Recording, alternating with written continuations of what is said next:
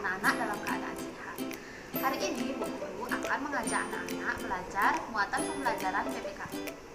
Nah, sebelum kita mulai belajar, mari kita berdoa agar apa yang kita pelajari hari ini bisa anak-anak terima dengan baik. Berdoa akan Bu Guru pimpin. Berdoa dimulai. Berdoa selesai. Materi yang akan kita pelajari hari ini adalah suku bangsa di Indonesia dan kerjasama dalam keberagaman. Untuk materinya lebih lanjut, silahkan anak-anak simak video pembelajaran berikut ini. Hari ini kita akan belajar tentang ragam suku di Indonesia dan kerjasama dalam melestarikan keberagaman. Materi pertama yang Bu Guru bahas adalah suku-suku di Indonesia. Suku-suku di Pulau Jawa. Yang pertama ada suku Baduy. Suku Baduy adalah salah satu suku yang mendalangi wilayah Banten dengan populasi yang cukup tinggi di Indonesia.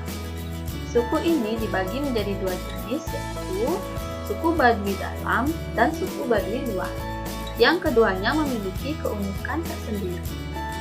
Kehidupan suku ini bisa dibilang sederhana dan menyatu dengan alam. Mereka menjaga keseimbangan alam dan manusia di daerah mereka. Suku Sunda. Suku Sunda adalah salah satu suku yang berada di Provinsi Jawa Barat. Selain itu, suku Sunda juga dikenal sebagai suku terbesar kedua yang ada di Indonesia. Suku Sunda juga dikenal dengan alat musik yang dimilikinya yang dikenal dengan nama angklung.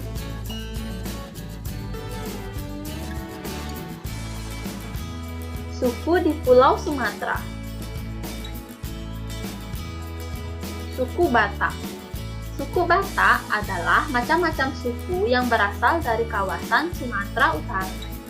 Beberapa suku bangsa yang termasuk atau dikategorikan sebagai suku Batak adalah Batak Karu, Batak Toba, Batak Simalungun, Batak Papak, Batak Angkola, serta Batak Mandalini. Suku Minangkabau. Suku Minangkabau adalah suku yang tinggal di kawasan Provinsi Sumatera Barat. Suku Minangkabau sering pula disebut sebagai suku Minang, yang mana memiliki sistem kekerabatan matrilineal.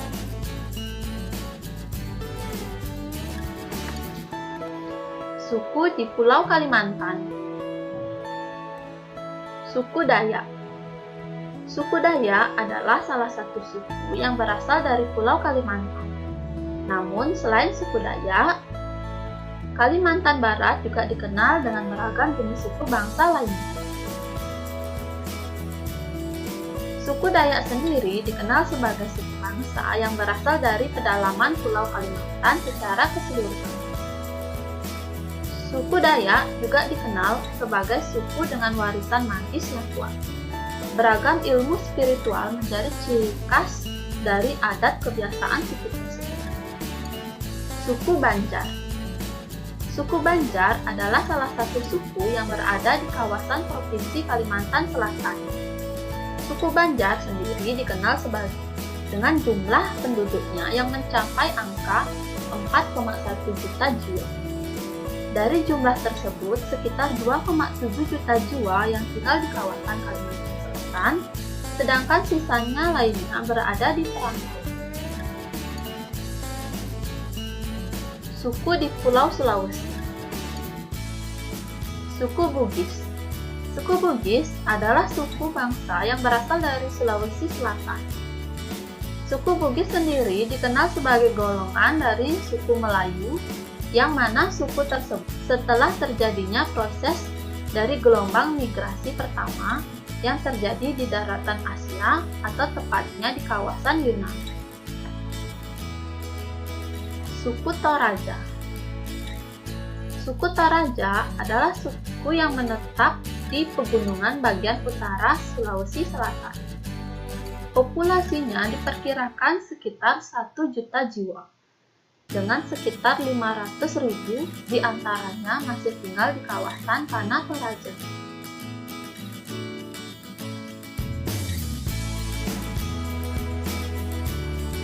Suku di Pulau Bali dan Nusa Tenggara.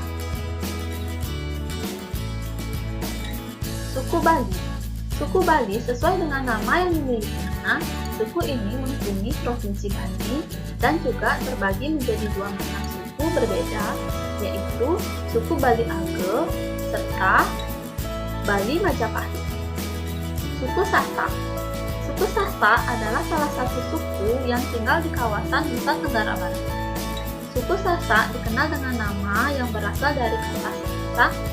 Kata Saksa itu tadi memiliki arti sapaan, Maluku dan Pulau Papua. Suku Dani. Suku Dani adalah suku asli yang berasal dari Pulau Papua. Suku ini sangatlah terkenal, tak hanya di Indonesia, bahkan sampai ke mancanegara. Kehidupan dari suku ini memang kerap diteliti oleh para peneliti baik di dalam maupun luar negeri. Suku Asmat. Suku Asmat adalah salah satu suku di Indonesia. Populasi suku Asmat terbagi ke dalam dua bagian, yaitu mereka yang tinggal di pesisir pantai dan mereka yang tinggal di pedalaman. Walaupun terlihat sama, ternyata kedua populasi suku Asmat memiliki cara hidup, dialek, dan struktur sosial yang berbeda. Selanjutnya, Bu Guru akan menjelaskan tentang kerjasama dalam keberagaman. Kerjasama merupakan kegiatan yang disepakati bersama untuk mencapai suatu tujuan. Manfaat dari kerjasama yaitu meringankan pekerjaan, membuat pekerjaan menjadi cepat selesai, meningkatkan rasa persatuan dan kesatuan, serta memupuk rasa tolong-menolong. Kerjasama di lingkungan sekolah. Kerjasama di lingkungan sekolah, contohnya yang pertama adalah piket di kelas. Piket kelas adalah kegiatan membersihkan ruangan kelas yang dilakukan setiap hari. Setiap siswa mendapat kesempatan yang sama untuk melakukan piket kelas. Piket kelas membuat kelas menjadi bersih dan meningkatkan semangat belajar. 2. Mengumpulkan sumbangan. Ketika temanmu mengalami musibah, kamu dan teman-teman akan kerjasama mengumpulkan sumbangan. Sumbangan berupa uang, makanan, dan pakaian bekas. Sumbangan akan diberikan kepada temanmu tersebut. Sumbangan dapat membantu meringankan musibah temanmu. 3. Mengerjakan tugas kelompok.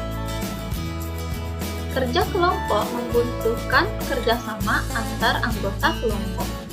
Suatu pekerjaan yang dikerjakan bersama akan cepat selesai.